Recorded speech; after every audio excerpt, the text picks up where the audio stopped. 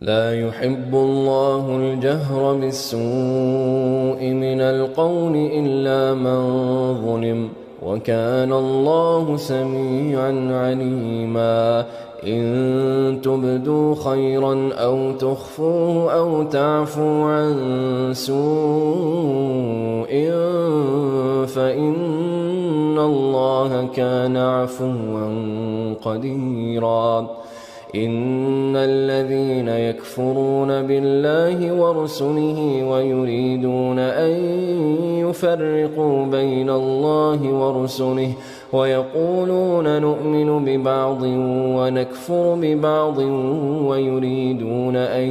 يتخذوا بين ذلك سبيلا أولئك هم الكافرون حقا وأعتدنا للكافرين عذابا مهينا والذين آمنوا بالله ورسله ولم يفرقوا بين أحد منهم أولئك سوف يؤتيهم أجورهم وكان الله غفورا رحيما يسألك أهل الكتاب أن تنزل عليهم كتابا من السماء فقد سألوا موسى أكبر من ذلك فقالوا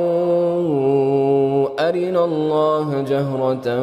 فأخذتهم الصاعقة بظلمهم ثم اتخذوا العجل من بعد ما جاءتهم البينات فعفونا عن ذلك وآتينا موسى سلطانا مبينا ورفعنا فوقهم الطور بميثاقهم وقلنا لهم ادخلوا الباب سجدا وقلنا لهم لا تعدوا في السبت وأخذنا منهم ميثاقا غليظا فبما نقضهم ميثاقهم وكفرهم بآيات الله وقتلهم الأنبياء بغير حق وقولهم قلوبنا غلف بل طبع الله عليها بكفرهم فلا يؤمنون إلا قليلا وبكفرهم وقولهم على مريم بهتانا عظيما وقولهم إنا قتلنا المسيح عيسى ابن مريم رسول الله وما قتلوه وما صلبوه ولكن شبه لهم وإن الذين اختلفوا فيه لفي شك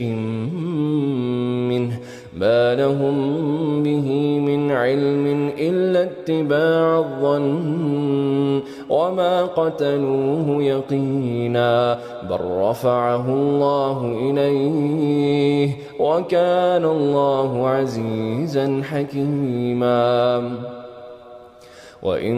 من أهل الكتاب إلا ليؤمنن به قبل موته ويوم القيامة يكون عليهم شهيدا فبظلم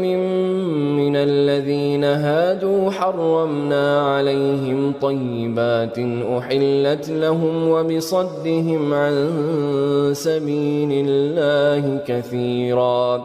وأخذهم الربا وقد نهوا عنه وأكلهم أموال الناس بالباطل وأعتدنا للكافرين منهم عذابا أليما لكن الراسخون في العلم منهم والمؤمنون يؤمنون بما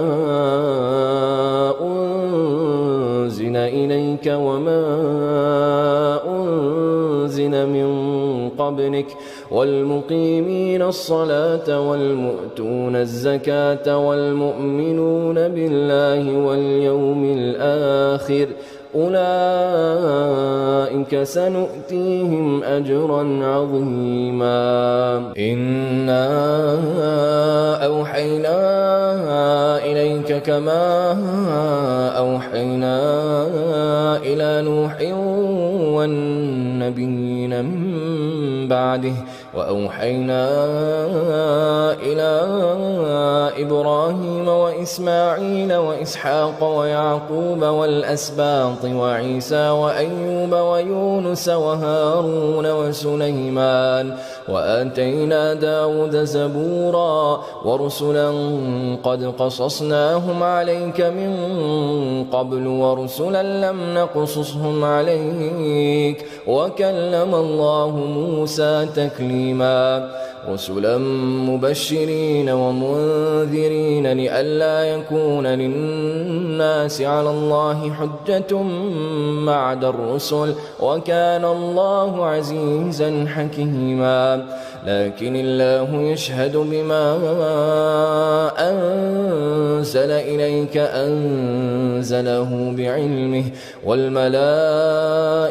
يشهدون وكفى بالله شهيدا إن الذين كفروا وصدوا عن سبيل الله قد ضلوا ضلالا بعيدا إن الذين كفروا وظلموا لم يكن الله ليغفر لهم ولا ليهديهم طريقا إلا طريق جهنم خالدين فيها أبدا وكان ذلك على الله يسيرا يا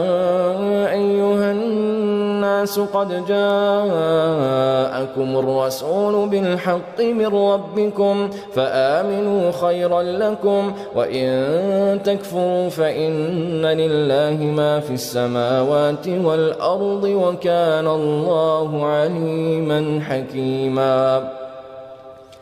يا أهل الكتاب لا تغلوا في دينكم ولا تقولوا على الله إلا الحق إنما المسيح عيسى ابن مريم رسول الله وكلمته ألقاها إلى مريم وروح منه فآمنوا بالله ورسله ولا تقولوا ثلاثة انتهوا خيرا لكم إنما الله إله واحد سبحانه أن يكون له ولد له ما في السماوات وما في الأرض وكفى بالله وكيلا لن يستنكف المسيح أن يكون عبدا لله ولا الملائكة المقربون ومن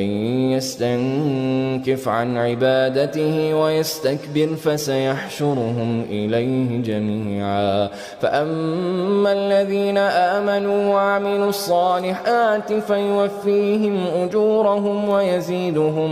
من فضله وأما الذين استنكفوا واستكبروا فيعذبهم عذابا أليما ولا يجدون لهم من دون الله وليا ولا نصيرا يا أيها الناس قد جاءكم برهان من ربكم وأنزلنا إليكم نورا مبينا فأما الذين آمنوا بالله واعتصموا به فسيدخلهم في رحمة منه وفضل ويهديهم إليه صراطا مستقيما يستفتونك قل الله يفتيكم في الكلالة إن امرؤ هلك ليس له ولد وله أخت فلها نصف ما ترك وهو يرثها إن لم يكن لها ولد فإن كانت اثنتين فلهما الثلثان مما ترك وإن كانوا إخوة رجالا ونساء فللذكر مثل حظ الأنثيين يبين الله لكم أن تضلوا والله بكل شيء عليم بسم الله الرحمن الرحيم يا أيها الذين آمنوا أوفوا بالعقود أحلت لكم بهيمة الأنعام إلا ما يتلى عليكم غير محل الصيد وأنتم حرم إن الله يحكم ما يريد يا أيها الذين آمنوا لا تحلوا شعائر الله ولا الشهر الحرام ولا الهدي ولا القلائد ولا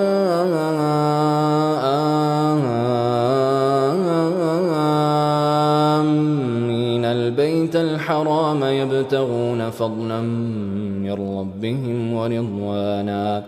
وإذا حللتم فاصطادوا ولا يجرمنكم شنآن قوم أن صدوكم عن المسجد الحرام أن تعتدوا وتعاونوا على البر والتقوى ولا تعاونوا على الإثم والعدوان واتقوا الله إن الله شديد العقاب حرمت عليكم الميتة والدم ولحم الخنزير وما أهل لغير الله به والمنخنقة والموقوذة والمتردية والنطيحة وما أكل السبع إلا ما ذكيتم وما ذبح على النصب وأن تستقسموا بالأزلام ذلكم فسق اليوم يئس الذين كفروا من دينكم فلا تخشوهم واخشون اليوم أكملت لكم دينكم وأتممت عليكم نعمتي ورضيت لكم الإسلام دينا فمن اضطر في مخمصة غير متجانف لإثم فإن الله غفور رحيم يسألونك ماذا أحل لهم قل أحل لكم الطيبات وما علمتم من الجوارح مكلبين تعلمونهن مما علمكم الله فكلوا مما أمسكن عليكم واذكروا اسم الله عليه واتقوا الله إن الله سريع الحساب اليوم أحل لكم الطيبات وطعام الذين أوتوا الكتاب حل لكم وطعامكم حل لهم والمحصنات من المؤمنات والمحصنات من الذين أوتوا الكتاب من قبلكم إذا آتيتموهن أجورهن محصنين غير مسافحين ولا متخذي أخدان ومن يكفر بالإيمان فقد حبط عمله وهو في الآخرة من الخاسرين يا أيها الذين آمنوا إذا قمتم إلى الصلاة فاغسلوا وجوهكم وأيديكم إلى المرافق وامسحوا برؤوسكم وأرجلكم إلى الكعبين وإن كنتم جنبا فاطهروا وإن كنتم مرضى أو على سفر أو جاء أحد منكم من الغائط أو لامستم النساء فلم تجدوا ماء فتيمموا صعيدا طيبا فامسحوا بوجوهكم وأيديكم منه ما يريد الله ليجعل عليكم من حرج ولكن يريد ليطهركم وليتم نعمته عليكم لعلكم تشكرون واذكروا نعمة الله عليكم وميثاقه الذي واثقكم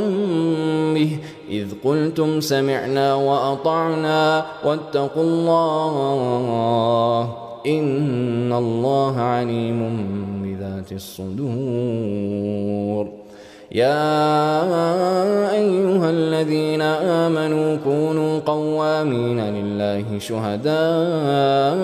بالقسط ولا يجرمنكم شنآن قوم على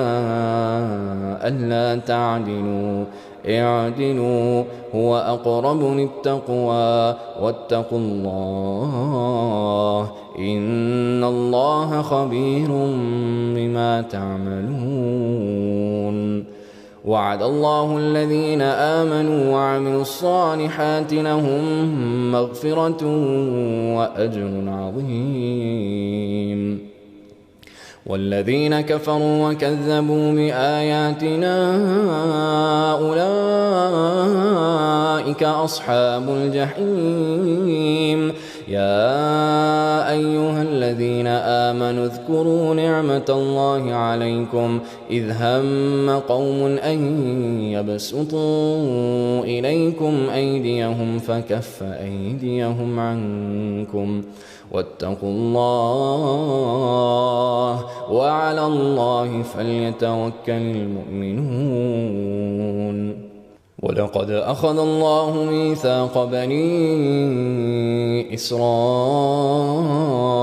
وبعثنا منهم 12 نقيبا وقال الله إني معكم لئن أقمتم الصلاة وآتيتم الزكاة وآمنتم برسلي وعزرتموهم وأقرضتم الله قرضا حسنا لأكفرن عنكم سيئاتكم ولأدخلنكم جنات تجري من تحتها الأنهار فمن كفر بعد ذلك منكم فقد ضل سواء السبيل. فبما نقضهم ميثاقهم لعناهم وجعلنا قلوبهم قاسية يحرفون الكلم عن مواضعه ونسوا حظا مما ذكروا به ولا تزال تطلع على خائنة منهم إلا قليلا منهم فاعف عنهم واصفح إن الله يحب المحسنين. ومن الذين قالوا إنا نصارى أخذنا ميثاقهم فنسوا حظا مما ذكروا به فأغرينا بينهم العداوة والبغضاء إلى يوم القيامة وسوف ينبئهم الله بما كانوا يصنعون. يا أهل الكتاب قد جاءكم رسولنا يبين لكم كثيرا مما كنتم تخفون من الكتاب ويعفو عن كثير قد جاءكم من الله نور وكتاب مبين يهدي به الله من اتبع رضوانه سبل السلام ويخرجهم من الظلمات إلى النور بإذنه ويهديهم إلى صراط مستقيم. لقد كفر الذين قالوا إن الله هو المسيح ابن مريم قل فمن يملك من الله شيئا إن أراد أن يهلك المسيح ابن مريم وأمه ومن في الأرض جميعا ولله ملك السماوات والأرض وما بينهما يخلق ما يشاء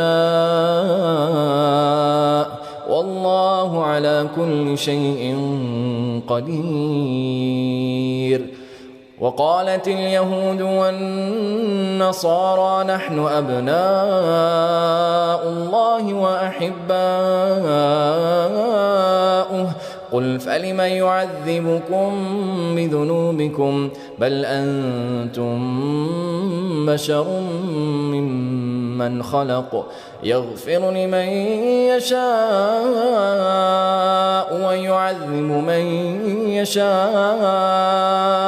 ولله ملك السماوات والأرض وما بينهما وإليه المصير. يا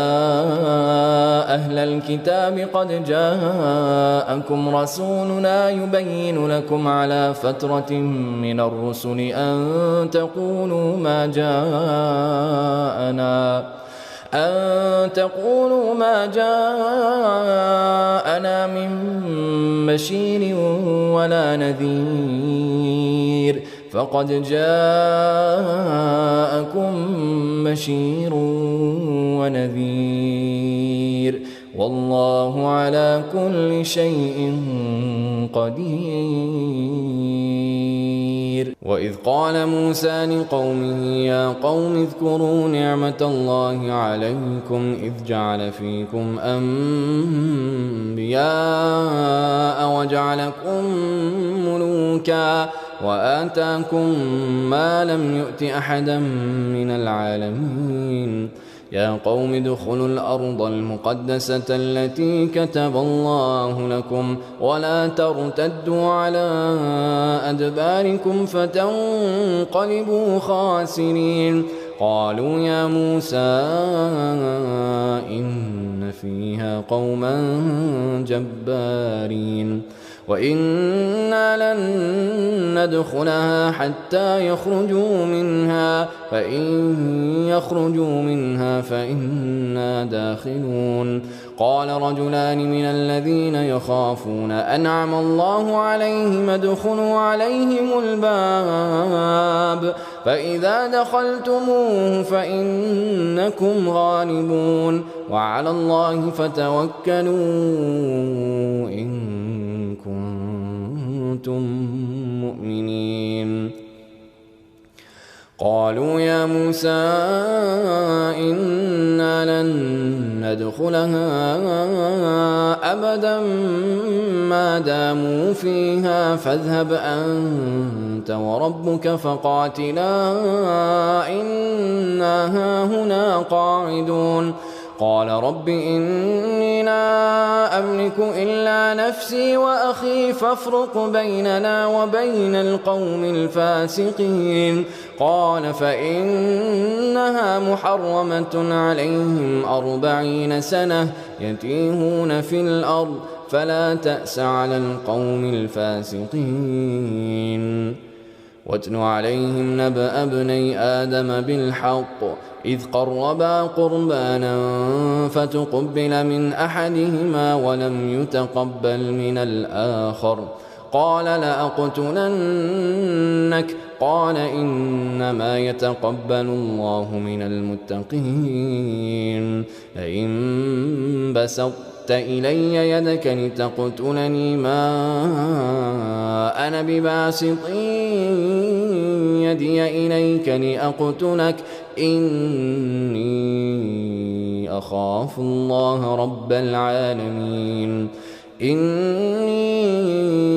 أريد أن تبوء بإثمي وإثمك فتكون من أصحاب النار وذلك جزاء الظالمين. فطوعت له نفسه قتل أخيه فقتله فأصبح من الخاسرين. فبعث الله غرابا يبحث في الأرض ليريه كيف يواري سوءة أخيه قال يا ويلتى أعجزت أن أكون مثل هذا الغراب فأواري سوءة أخي فأصبح من النادمين. من أجل ذلك كتبنا على بني إسرائيل أنه من قتل نفسا بغير نفس أو فساد في الأرض فكأنما قتل الناس جميعا ومن أحياها فكأنما أحيا الناس جميعا ولقد جاءتكم جاءتهم رسلنا بالبينات ثم إن كثيرا منهم بعد ذلك في الأرض لمسرفون إنما جزاء الذين يحاربون الله ورسوله ويسعون في الأرض فسادا أن يقتلوا أو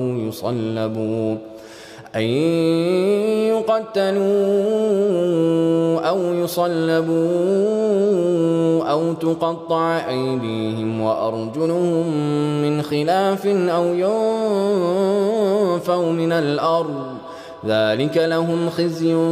في الدنيا ولهم في الآخرة عذاب عظيم إلا الذين تابوا من قبل أن تقدروا عليهم فاعلموا أن الله غفور رحيم يا أيها الذين آمنوا اتقوا الله وابتغوا إليه الوسيلة وجاهدوا في سبيله لعلكم تفلحون إن الذين كفروا لو أن لهم ما في الأرض جميعا ومثله معه ليفتدوا به من عذاب يوم القيامة ما تقبل منهم ولهم عذاب أليم يريدون أن يخرجوا من النار وما هم بخارجين منها ولهم عذاب مقيم والسارق والسارقة فاقطعوا أيديهما جزاء بما كسبا نكالا من الله والله عزيز حكيم فمن تاب من بعد ظلمه وأصلح فإن الله يتوب عليه إن الله غفور رحيم ألم تعلم أن الله له ملك السماوات والأرض يعذب من يشاء ويغفر لمن يشاء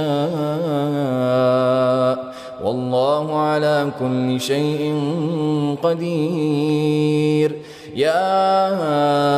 أيها الرسول لا يحزنك الذين يسارعون في الكفر من الذين قالوا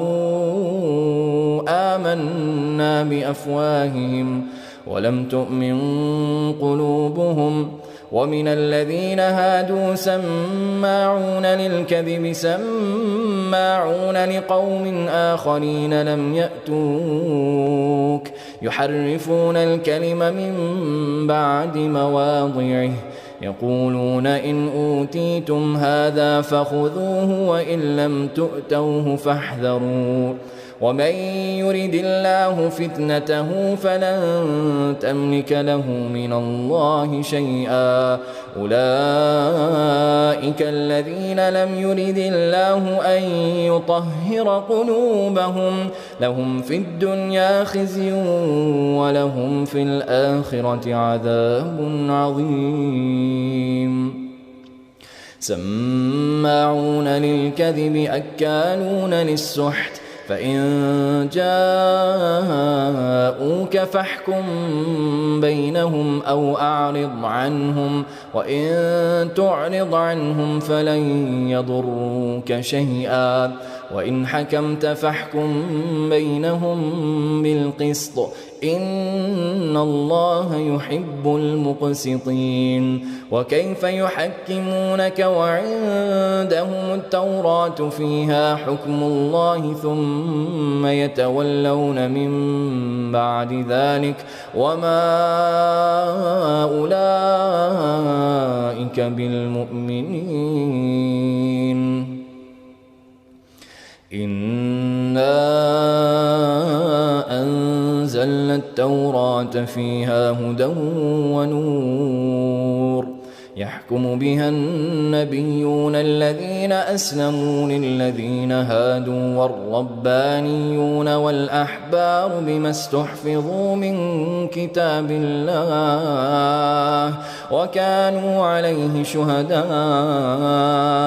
فلا تخشوا الناس واخشوني ولا تشتروا بآياتي ثمنا قليلا ومن لم يحكم بما أنزل الله فأولئك هم الكافرون وكتبنا عليهم فيها أن النفس بالنفس والعين بالعين والأنف بالأنف والأذن بالأذن والسن بالسن والجروح قصاص فمن تصدق به فهو كفارة له ومن لم يحكم بما أنزل الله فأولئك هم الظالمون وقفينا على آثارهم بعيسى ابن مريم مصدقا لما بين يديه من التوراة وآتيناه الإنجيل فيه هدى ونور ومصدقا لما بين يديه من التوراة وهدى وموعظة للمتقين وليحكم أهل الإنجيل بما أنزل الله فيه ومن لم يحكم بما أنزل الله فأولئك هم الفاسقون وأنزلنا إليك الكتاب بالحق مصدقا لما بين يديه من الكتاب ومهيمنا عليه فاحكم بينهم بما أنزل الله ولا تتبع أهواءهم عما جاءك من الحق لكل جعلنا منكم شرعة ومنهاجا ولو شاء الله لجعلكم أمة واحدة ولكن ليبلوكم فيما آتاكم فاستبقوا الخيرات إلى الله مرجعكم جميعا فينبئكم بما كنتم فيه تختلفون وأن احكم بينهم بما أنزل الله ولا تتبع أهواءهم واحذرهم أن يفتنوك عن بعض ما أنزل الله إليك فإن تولوا فاعلم أنما يريد الله أن يصيبهم ببعض ذنوبهم وإن كثيرا من الناس لفاسقون أفحكم الجاهلية يبغون ومن أحسن من الله حكما لقوم يوقنون يا أيها الذين آمنوا لا تتخذوا اليهود والنصارى أولياء بعضهم أولياء بعض ومن يتولهم منكم فإنه منهم إن الله لا يهدي القوم الظالمين فترى الذين في قلوبهم مرض يسارعون فيهم يقولون نخشى أن تصيبنا دائرة فعسى الله أن يأتي بالفتح أو أمر من عنده فيصبحوا على ما أسروا في أنفسهم نادمين ويقول الذين آمنوا أهؤلاء الذين أقسموا بالله جهد أيمانهم إنهم لمعكم حبطت أعمالهم فأصبحوا خاسرين. يا أيها الذين آمنوا من يرتد منكم عن دينه فسوف يأتي الله بقوم يحبهم ويحبونه أذلة على المؤمنين أعزة على الكافرين يجاهدون في سبيل الله ولا يخافون لومة لائم ذلك فضل الله يؤتيه من يشاء والله واسع عليم. إنما وليكم الله ورسوله والذين آمنوا الذين يقيمون الصلاة ويؤتون الزكاة وهم راكعون ومن يتول الله ورسوله والذين آمنوا فإن حزب الله هم الغالبون. يا أيها الذين آمنوا لا تتخذوا الذين اتخذوا دينكم هزوا ولعبا من الذين أوتوا الكتاب من قبلكم والكفار أولياء واتقوا الله إن كنتم مؤمنين. وإذا ناديتم إلى الصلاة اتخذوها هزوا ولعبا ذلك بأنهم قوم لا يعقلون. قل يا أهل الكتاب هل تنقمون منا إلا أن آمنا بالله وما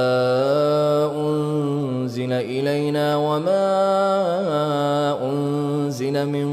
قبل وأن أكثركم فاسقون. قل هل أنبئكم بشر من ذلك مثوبة عند الله من لعنه الله وغضب عليه وجعل منهم القردة والخنازير وعبد الطاغوت أولئك شر مكانا وأضل عن سواء السبيل. وإذا جاءوكم قالوا آمنا وقد دخلوا بالكفر وهم قد خرجوا به والله أعلم بما كانوا يكتمون. وترى كثيرا منهم يسارعون في الإثم والعدوان وأكلهم السحت لبئس ما كانوا يعملون. لولا ينهاهم الربانيون والأحبار عن قولهم الإثم وأكلهم السحت لبئس ما كانوا يصنعون. وقالت اليهود يد الله مغلولة غلت أيديهم ولعنوا بما قالوا بل يداه مبسوطتان ينفق كيف يشاء وليزيدن كثيرا منهم ما أنزل إليك من ربك طغيانا وكفرا وألقينا بينهم العداوة والبغضاء إلى يوم القيامة كلما أوقدوا نارا للحرب أطفأها الله ويسعون في الأرض فسادا والله لا يحب المفسدين. ولو أن أهل الكتاب آمنوا واتقوا لكفرنا عنهم سيئاتهم ولأدخلناهم جنات النعيم. ولو أنهم أقاموا التوراة والإنجيل وما أنزل إليهم